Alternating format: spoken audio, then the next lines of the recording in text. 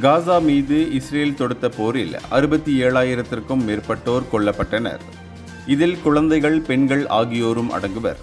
எனவே போர்க்குற்றம் செய்ததாக நெதர்லாந்து சர்வதேச கோர்ட்டில் இஸ்ரேல் பிரதமர் பெஞ்சமின் நெதன்யாகு மீது வழக்கு தொடுக்கப்பட்டது. இதில் கடந்த ஆண்டு அவருக்கு எதிராக சர்வதேச கோர்ட்டு கைது வாரண்ட் பிறப்பித்தது.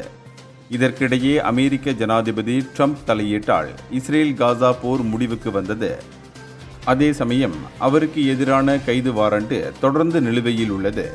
இந்த நிலையில் தனி பாலஸ்தீன நாடு உருவாக்கத்துக்கு பெஞ்சமின் நெதன்யாகு தடையாக இருப்பதாக கனடா பிரதமர் மார்க் கார்னி குற்றம் சாட்டினார்.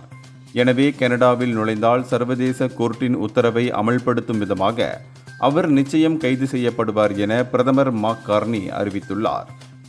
ஏற்கனவே பிரான்ஸ், துருக்கி, பெல்ஜியம் உள்ளிட்ட பல நாடுகள் சர்வதேச கோர்ட்டின் பிடி வாரண்டை நிறைவேற்றுவதாக உறுதியளித்துள்ளன.